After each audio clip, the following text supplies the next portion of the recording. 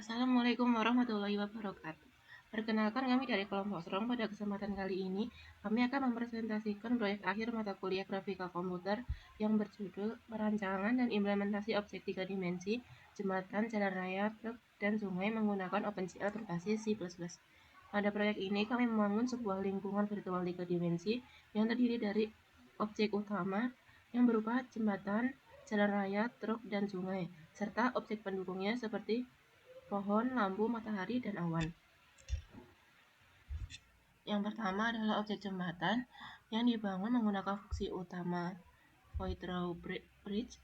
Fungsi ini berperan sebagai pengatur utama yang memanggil beberapa fungsi lain untuk menyusun seluruh komponen jembatan sehingga menjadi satu kesatuan. Kemudian di dalam program Bridge terdapat Drawbridge Road yang digunakan untuk membuat jalan jembatan.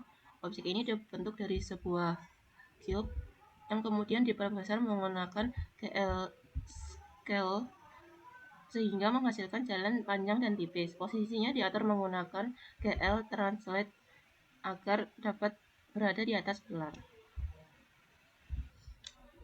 Kemudian di bawah jalan terdapat pilar jembatan yang dibuat menggunakan fungsi drawPilar. Pilar dibuat dari primitive cube, kemudian diperbesar secara vertikal menggunakan GL scale dan diposisikan menggunakan GL translate pada fungsi drawbridge. Pilar dibuat secara berulang menggunakan perulangan for sehingga jumlah banyaknya dan tersusun rapi. Selanjutnya terdapat menara jembatan yang dibuat melalui fungsi drop tower. Setiap menara terdiri dari dua buah cube, yaitu tiang utama balok horizontal di bagian atas. Menara disusun berpasangan di sisi kiri dan sisi kanan, sehingga membangun sebuah struktur jembatan. Kemudian di bagian atas terdapat balok penghubung yang dibuat menggunakan fungsi draw top beam. Balok ini dibuat secara berulang menggunakan perulangan, sehingga menghubungkan setiap menara sepanjang jembatan. Kemudian selain balok atas, terdapat balok penghubung antar menara yang dibuat menggunakan fungsi draw cross beam. Fungsi ini menghasilkan balok melintang yang menghubungkan sisi depan dan belakang menara sehingga struktur jembatan menjadi lebih kokoh. Kemudian di sisi kiri dan kanan jalan terdapat pagar pembatas yang dibuat menggunakan fungsi draw guardrail. Pagar ini menggunakan fungsi cube dengan ukuran yang sangat tipis sehingga menyerupai pagar pengaman jalan. Kemudian sepanjang jembatan juga terdapat lampu jalan yang dibuat menggunakan fungsi draw lamp. Yang lampu dibuat dari primitive cube, sedangkan lampunya menggunakan primitive sphere berwarna kuning. Lampu dibuat secara berulang menggunakan perulangan sehingga tersebar merata di sepanjang jembatan. Pada pembuatan jembatan ini diterapkan beberapa konsep grafika komputer, yaitu primitive object menggunakan cube dan sphere sebagai bentuk dasar, kemudian transformasi yaitu GL translate untuk memindahkan posisi objek dan GL scale untuk mengubah ukuran objek, kemudian ada perulangan digunakan untuk membuat pilar, lampu, dan balok secara otomatis tanpa menulis kode berulang. Selanjutnya, saya akan menjelaskan file truk. File ini berfungsi untuk membangun objek truk sekaligus mengatur animasi pergerakan. Pada bagian paling atas, terdapat beberapa variabel global, seperti truk post, truk left, dan truk right.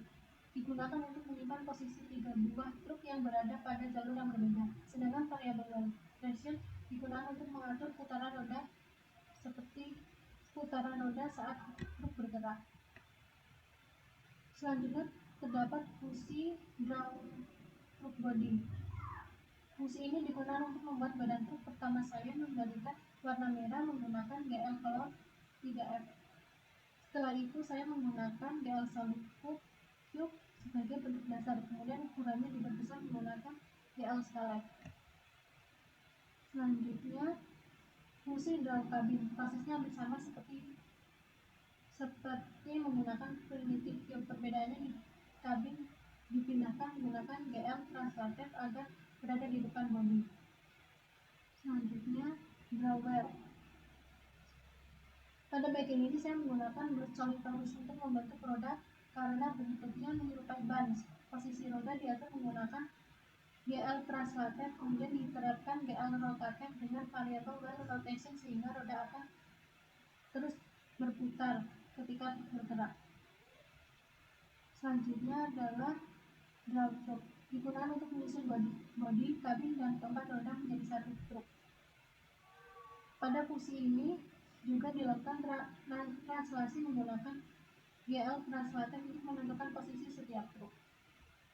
Selanjutnya ada update truk. Bagian ini berfungsi untuk digunakan untuk membuat animasi pergerakan truk, nilai truk post, truk left, dan truk right terus diperbarui sehingga setiap truk bergerak sesuai jalurnya masing-masing. Kemudian selanjutnya untuk penjelasan main.cpp-nya, di sini pertama ada header-nya, kemudian ada untuk memanggil bridge.h-nya dan group.h-nya. Nah, kemudian di sini ada beberapa variabel global, yaitu ada float water move, cam X, cam Y, cam Z, camera angle, dan wireframe. Itu digunakan untuk menyimpan posisi kamera, sudut pandang kamera, animasi gelombang air, serta mode tampilan wireframe atau solid. Ada void init, yang dimana fungsi init ini mengatur kondisi awal OpenGL seperti warna latar belakang, mengaktifkan depth testing, pencahayaan, material objek, dan sumber cahaya sehingga objek 3D-nya terlihat tampak lebih jelas. Ini light pose, ambient, GL clear color, ini di fungsi init. Kemudian untuk void draw axis-nya itu menggambarkan sumbu X, sumbu X, Y, dan Z. Kemudian untuk fungsi draw ground-nya itu untuk menggambarkan daratan. Draw river-nya ini untuk sungainya, yang dimana di sini menggunakan fungsi sin, yaitu yang dimana sin X plus Z plus water move dikali 0,3 F, ini rumus dari sin itu sendiri. Kemudian fungsi draw route ini untuk menggambarkan jalan. Kemudian selanjutnya kita ke draw tree. Ini draw side road ini juga sama buat jalan. Kemudian di draw tree ini itu untuk menggambarkan pohonnya. Kemudian di draw bezier kabelnya ini di sini menggunakan fungsi bezier, yang dimana dia membutuhkan float X1, float Y1, float X2, dan float Y2. Bezier kabel ini untuk gambar kabel jembatan menggunakan kurva bezier. Yang void draw vertical kabel ini juga sama seperti yang bezier kabelnya. Kemudian draw street light ini untuk menggambar lampu jalan. Draw river wall ini untuk menggambar tembok dari yang ada di sungai. Nah, untuk void display digunakan untuk menampilkan seluruh objek pada layar. Kamera diatur menggunakan glue lock add, ini dia mengatur kameranya.